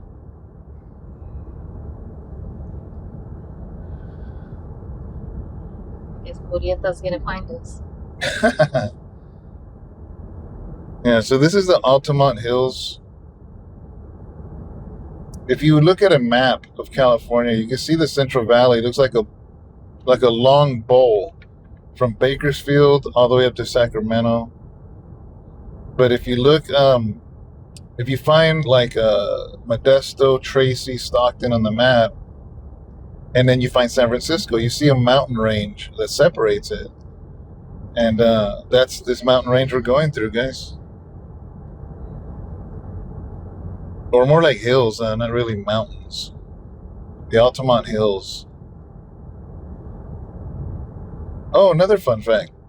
Those of you that are old school, they did like a Woodstock kind of thing out here long time ago, and they had Hell's Angels be the security for them. That was a really famous concert that happened out here, but there was a lot of famous singers. It was before my time, but there was a huge concert with a lot of the famous singers from, I think, the 60s, somewhere out toward this direction in Altamont Hills. What is this place? Is this where let me see what this is. If it's what I think it is. Let's see. Experimental test site. Yeah, so they experiment and test bombs out here. In my childhood, once in a while, we would hear these explosions and the ground would rumble. And my dad would say, oh, there must be testing bombs. That's crazy, huh? It's all military. Interesting stuff.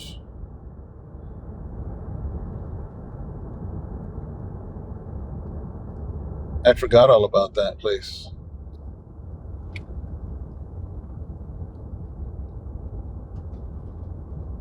I think this is closer where the caves are, huh? Yeah, right there are the caves. I can't see nothing. There's like these rock formations on the left and the right of us. You can see kind of caves, and I wonder if that's one of the ones Joaquin Murrieta hit at.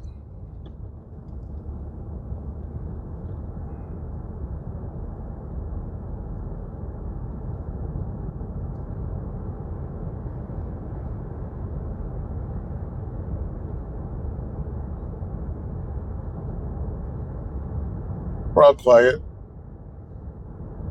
Letting him just enjoy it and soak it in. Take in the moment.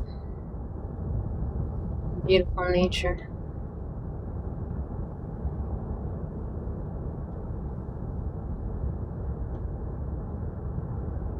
Just feels nice.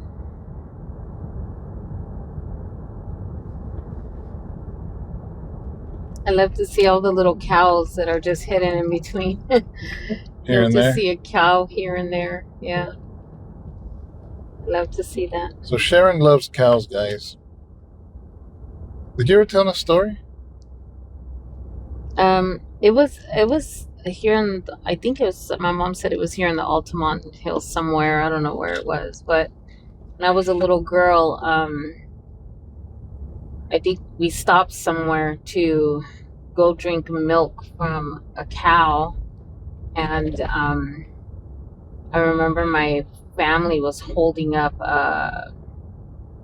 it was a barbed wire so we can get through to go to the field to go drink milk from a cow, and they accidentally dropped the barbed wire or something like that, and it ended up cutting me and getting stuck on my back, and it cut me, so I have a scar in the back of my back. And it's crazy because to get me to stop crying and everything, they when they took me over there next to the cow, they were milking the cow, and they gave me milk directly. It was so warm, and I was still crying, and I remember that I just sat there and I was like and I was like, just looking at the cow's eyes the whole time while I was trying to drink this milk, while I was like crying and stuff. But there was just something about the eyes, and it was just so peaceful about the cow. And I think that was when I really fell in love with cows, was just the peaceful feeling about the cow. You became one? Yeah, I did. And I never got to see cows very much after that when I was a little girl, but I remember just that moment. And then when I moved back here to Northern California after, I would see them constantly, and I'd ask David to stop. And it's weird because I would stop to try to take pictures of them, and they would all come to me, remember? Yeah. They would just come to me, and I'd just be talking to them, and they'd just come and they'd start walking over to me every single time. And I'd get so close to the point where I'd be able to do really beautiful photography of cows. So I have cow photography that I've done with them. And so I love cows. They just bring so much beautiful peace to me. So I want a cow. The day that we retire or we get older, I want just a little tiny ranch house out in the country somewhere, and I want to have a pet cow, just one cow. And I want to name her Betsy, because my middle name is Besabel, and for English and short, it's Betsy. So I want to name her Betsy. So that's it. We got through the Altamont Hills. Now we're in the Central Valley. This town to the left is Tracy, where I was born and raised. But we're on our way to Modesto, which is another 27 miles. And but we just took you through the Altamont Hills. And you got to hear the cow story. Betsy story. The Betsy story? The Betsy future story. Yeah. Look at that cloud, the edge. It looks like a dog's face. On the right? Yeah, the top one. Or the dog from Neverending Story.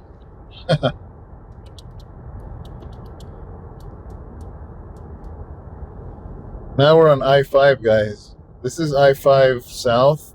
If you take this, it goes all the way to Los Angeles. This is the famous interstate that goes up and down the state of California.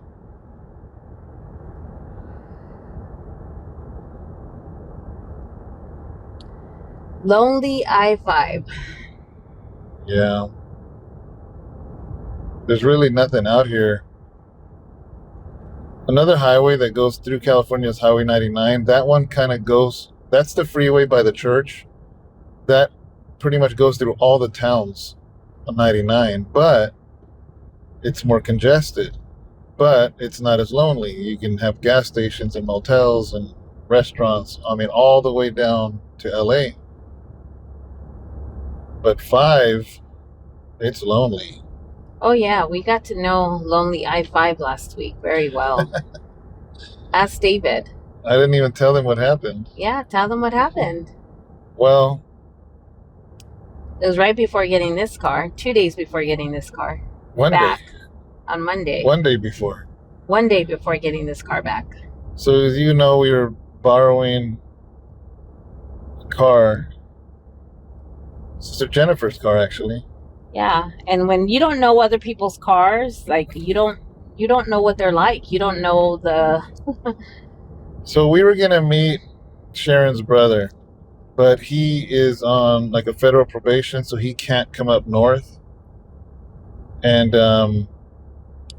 as far as he could go up was up the coast, in Morro Bay. So we're like, let's meet there. Anyways, we got to hang out with him and your niece, right? Mm-hmm. Went over there, hung out with him, and had a great day, man. But on the way back, I-5, we're on here heading home. And it was late. It was late, and I didn't notice that the gas was empty. Gas tank was empty. I didn't notice. But it was full getting there, though. Yeah. So I happened to look down, and I said, oh my gosh, we're going to need gas real soon. And as soon as I said that, the engine starts sputtering. And I had to pull over to the shoulder. Guys, I-5, there is nothing out here. And there was a gas station on the next exit. The We were next trying to get to exit. it. But gas stations are far in between. If you see a gas station on I-5, you better put gas because you're going to drive for another hour before seeing another gas station. And how long were we on the side of the road? 5 hours. 5 hours, guys. We tried to call for our roadside assistance, and they couldn't find anybody to come out to us. And they were like, we're sorry, we can't find anybody to come out to us. You're going to have to call CHP. We called CHP and we asked them, is there any way you can have the tow truck bring us fuel? They said, yes, we'll have them bring you fuel. And when I was like, we do not need a tow. Yeah, we don't need a tow. We need just, if they can please bring us fuel. And they said, well, it's going to be an extra charge. We said, fine. Yeah, you know, fine. we'll be okay if if there's an extra charge just to bring us fuel. Because the gas station was going to be at the next exit. It was literally the next exit. Yeah, so we're like, okay, that's fine. And sure enough, you know, they get there and the guy says, oh, I'm sorry, you know, I wasn't able to bring you fuel, but I'm gonna have to tow you to the next exit. And it was gonna be for like close to $400. $380, guys. And we're just like, we looked at him and we said like, no, we're not going to pay you $380 to tow us to the next exit. I'm like, you're going to $380, you better take me back all the way to home. Modesto. Yeah, we're like, no. And we were still almost 2 hours and 45 minutes away from home. And Abraham's like, do you just want me to... By that time, Abraham had already been telling us, then maybe I should just go, Mom. But our insurance has roadside assistance. Yeah. They just couldn't find nobody. So we were just like, you know what? I'm not going to make Abraham come already. We had already been out there for 4 hours almost. And then Raven and Jose were like, should we go out there? And then we started thinking of who do we know around here? I mean, we know everybody throughout all the United States practically. So we're just kind of like, who do we know here? Like in this area, we remembered we had a friend who lived not too far from here at one point. And we were like, maybe we should call them and see if they know anybody out here. And we did. We called and she's like, my dad lives out there. And so she called her dad, and her dad, my gosh, we're just so thankful because we called another tow truck company and they said, we'll bring fuel out to you, but it's going to be almost the same thing. $340. Another $340. And we're just like, no, this is ridiculous. So she's like, my dad can go out there and go help you guys. He brought a 5-gallon fuel tank. He brought some apparatus to go along with it to put it in. And man, we just blessed him instead. And we were just so thankful for him. We waited another hour, which was okay. And we were just so thankful and grateful.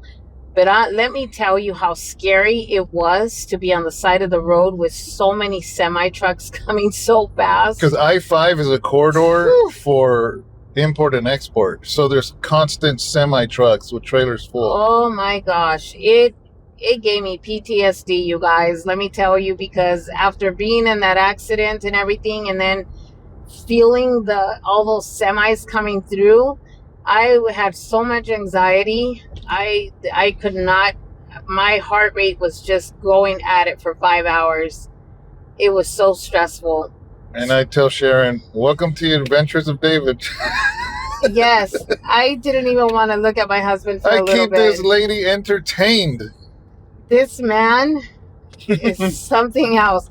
Because not only did he say, oh, we're gonna need gas, he said, oh, I think we need gas. And we're already out of gas. Like, I think we're going to need gas. It means that we're going to be needing to stop soon. No, he says we're going to need gas and we're already at the side of the road. I was like, you should have said we needed gas and then we were going to, you know. No, I was like, David. That was our last day.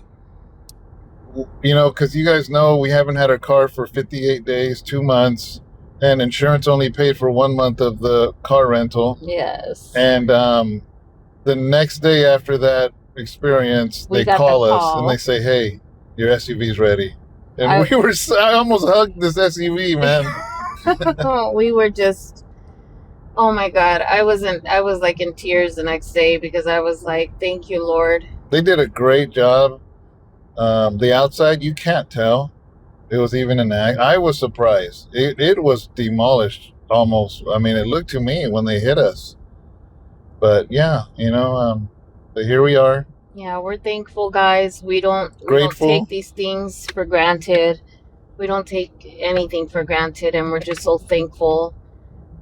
We're thankful. We're thankful for Sister Jennifer just helping us still to this day, for helping Abraham. We're thankful for my son, for the little vehicle that he gave me, that has been a secondary help to us. We're thankful, just for everybody that has been just very helpful and very understanding, just through so many things, and just for, Enterprise, and just for, the people that rush to get this car done, The collision and place. the collision place that have I been thought so I understanding. thought they were going to total it. Yeah. So then we started getting worried because it's like, man, are we going to get any money back? Are we going to get a down payment? What are we going to do? But everything worked out. Yeah, I'm just thankful, and thank you, Lord. Thank you, Lord, for just always providing, and He's so good.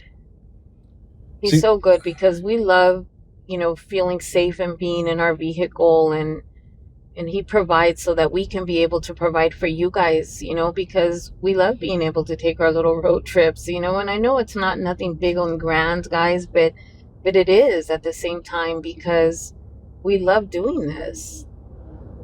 So see how I'm going 40 miles an hour, and this is like, it's supposed to be 65, but it's so packed. This is how it would have been on the freeway over the Altamont. That's why I took that windy road. But I mean, this is the back road, and look. Yeah. I grew up. My dad taught me all the back roads growing up, but people learn the back roads. Yeah. Unfortunately, because there's actually a freeway to get to Modesto. This is the back road, and now this is backed up. So imagine how the freeway is right now. I'm going 12 miles an hour. And we got to get to the church for Bible study at 6:45. It's 5:50. We get there 5:15. So we'll have an hour and a half to get set up. And, but yeah, I'm going to go ahead and end the video. I'll turn it back on as we're entering into Modesto, because I know you guys like to see Modesto, because we show you everywhere else except where we're at. So I'll turn it back on when we're closer. And but hopefully we entertained you with our gas story and cow story. Anything else? No, I just enjoy that you guys enjoy this. It brings joy to my heart, just knowing that we're just able to do this. The more and more we get letters saying how much you guys just enjoy being able to see outside of the walls, or just being able to see outside of the cells, and all of that, it just really does bless our hearts. That means a lot to us, you guys. It really does. Because sometimes we need to be taken out of situations and circumstances, and if this does that for you, then praise God. Then we want to know that we're able to at least do that, and it's so worth it. It really truly is worth it, because it's good for us. It's good for our souls. It's good for our hearts. It's good for our being. It's good for everything. It helps get you through the day. It helps you, become better in everything that we do. So, One thing is that, these road trips, Well, Sharon needed to upgrade her phone because here's what's happened is we were fine with our phones. But all of a sudden, Sharon's kept shutting off. She would take a picture and it would shut off.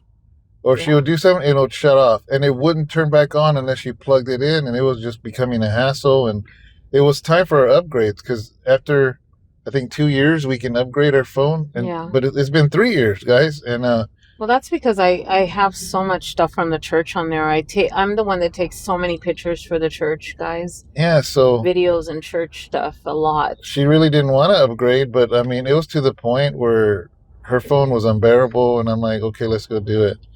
And we upgraded it because it's yeah, we could just turn the other phone in, whatever. Anyways, after 2 days of her having hers, I'm like, man, I can upgrade mine. I know. He used me as an excuse to upgrade his. No, I didn't. Yes, you did. I wasn't planning on upgrading. Yeah, you just looked at me and you're like, I want to upgrade mine too. But here's the thing, right? But I'm glad he did because he found this. This is what I'm going to get into. Oh, okay.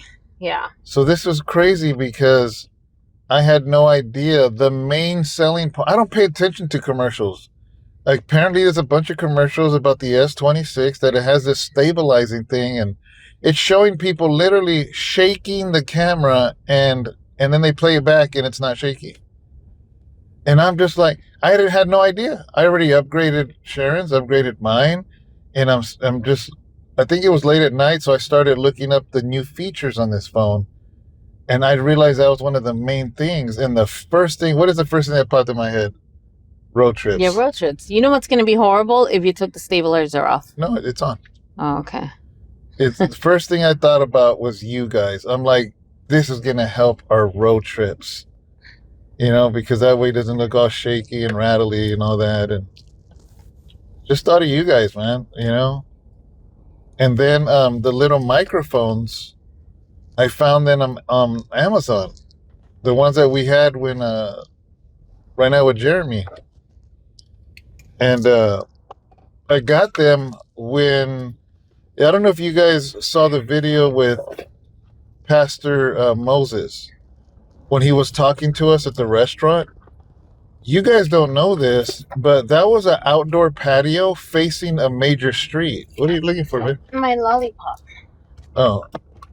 We were facing it behind him. I don't know if you could see all the traffic going by. Those cars were so loud. There was music playing at the restaurant, and we asked them if they could turn the speakers off outside, and they said, no, it's connected to the speakers inside. So he's talking to us with traffic going by, with music playing. But the day before, I ordered these little microphones because supposedly they take the sound out.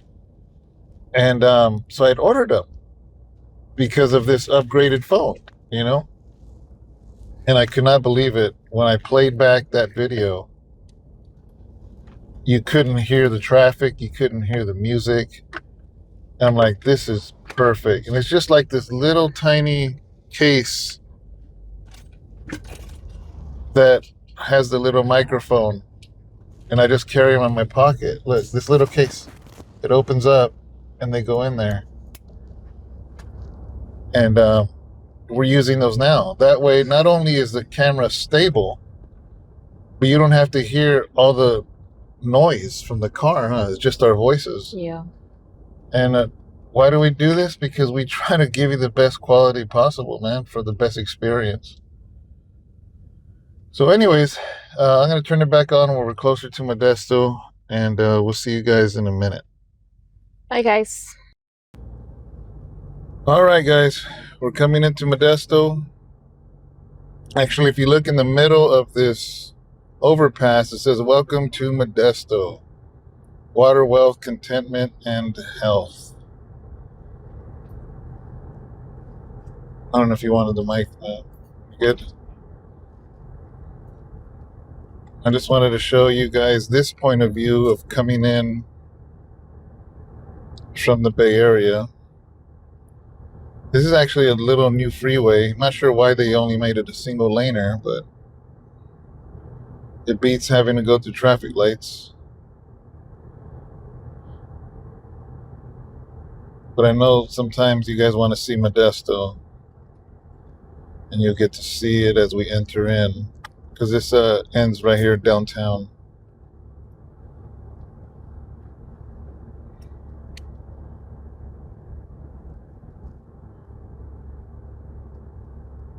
We'll make it to the church at 5:15. Bible studies at 6:45, so it gives us 90 minutes.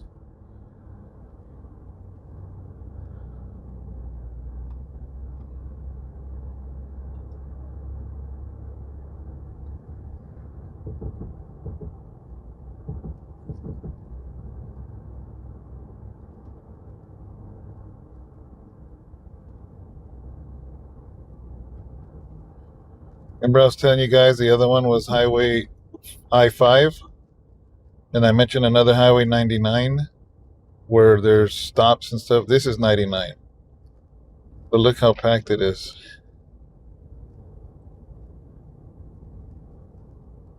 That's why if you're going to LA, you probably don't want to take 99. You want to take I-5.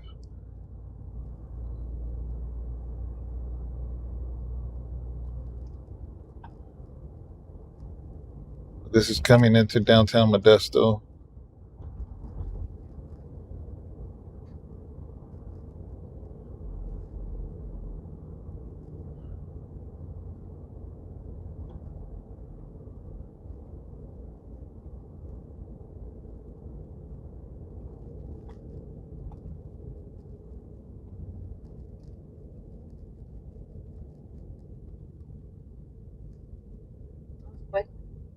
Yeah. It was funny, guys, because Sharon was on a phone call, and I didn't want to disrupt it, but I wanted to show you guys coming in. So I pulled over, and I think she had PTSD. She thought I ran out of gas again. You looked all nervous. I was. Because she's on a phone call, guys, and I didn't want her to hurry up. I said, what happened? Did we run out of gas? I didn't want her to feel hurried, but at the same time, I promised you guys I was in a film coming into town. And then she just looked at me crazy. Like I looked at the gas tank. It scared me. But what's cool about this angle, guys, you guys can see how close the church is to the freeway.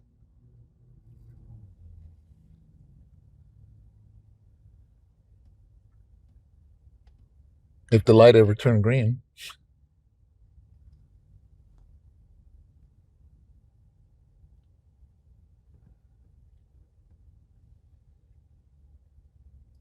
Well, I guess you know now you'll know about Alliance Roofing in front of us. You know, I worked for roofing companies for a long time. Yeah, I hope they could hear you because you don't have a mic. They didn't hear me. Through my mic, maybe? Yeah. Oh, it is facing you, actually. Look. Yeah. Yeah, I should pick you up. I was a roofing manager. Okay. I know all about that roofing stuff. You know all about that life? All about that life. I'm going to take them this way. Take them that way.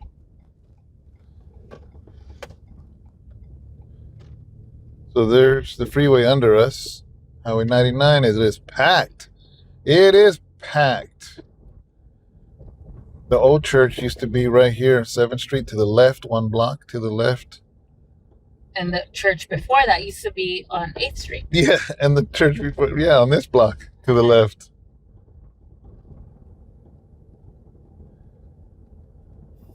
So we're now in downtown We outgrew both of them.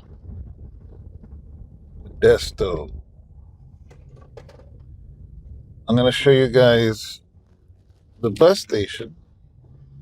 Don't show up unannounced, man, because it's hard. Because what if you show up and nobody's at the church? That would be horrible, right? Always let us know. But I will show you where it's at. What are these little things behind this? Oh, it's like a children's thing. See it? What do they call the bouncers? Mickey Mouse bouncer. Yeah. Minnie Mouse.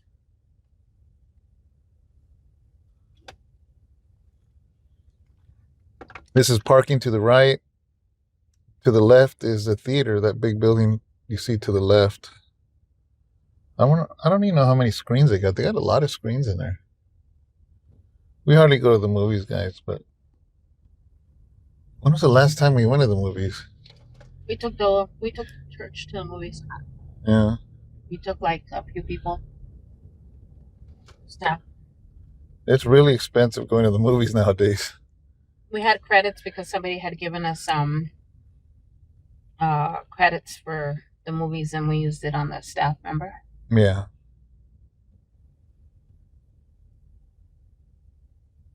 No, the last movie we went, we took our granddaughters. Oh yeah. To see David. Yeah, the cartoon David. King They're David. gonna have movie night at the church for David for the. I know. I heard Jessica talking about it. Mm-hmm. They're gonna have a fundraiser. Yeah. See that high rise, the taller building you see? That's the new courthouse they're building. And that's a block away from the church. So we're a block on the other side of it. They're just working on it every day. So a lot of the workers take up all of our parking during the day. We show up to the church and everything's filled up because it's all those workers. I talked to a guy yesterday. He has to commute from San Jose. Really? I said, when is it going to be done? He goes, never. He goes, I'm tired of driving. So, guys, that's the bus station right there to the right. So just to kind of show you, this is downtown Modesto.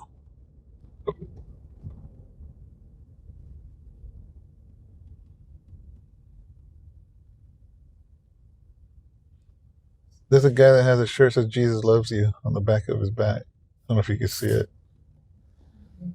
No? Let's see. Where'd he go? Oh, that tree is behind this tree. I don't know if you can see him, guys. It says Jesus loves you on the back of his sweater.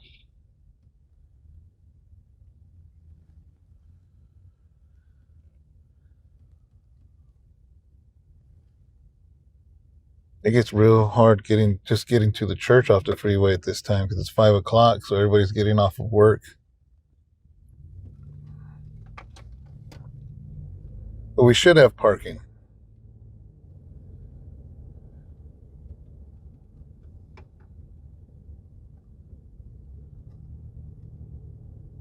That guy's little bike. Raven wants one of those. I know she did. Raven wants an electric bike. Well, it's a foldable one. Ain't no bike. Because it folds, she says, because it'll fit in her little tiny car.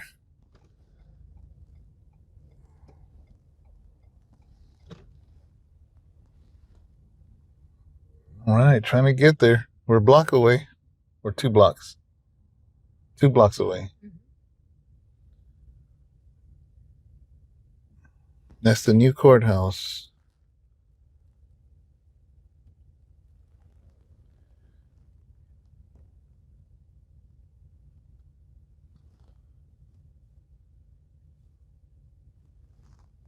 Look, this thing spins all the way around. Look.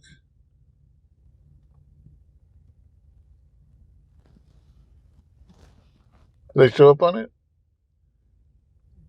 Just your hand. Oh.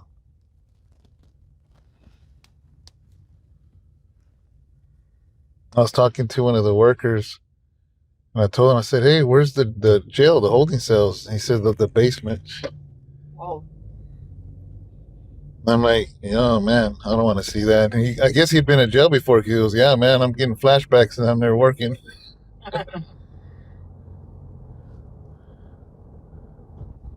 Hey.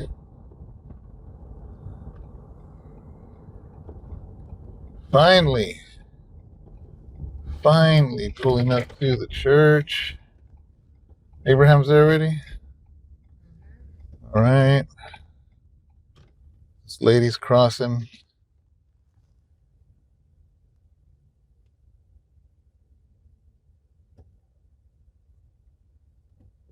Raven, Sienna. Oh, Raven's here too. So, guys, that's the end of the road trip. Hope you enjoyed it. And next week, you get the Woodlands Grace International Conference. We get the airport, the flight, the car rental, Buc-ee's. You guys are going to see Buc-ee's all over again. All right, guys. See you later. Bye, guys. God bless you.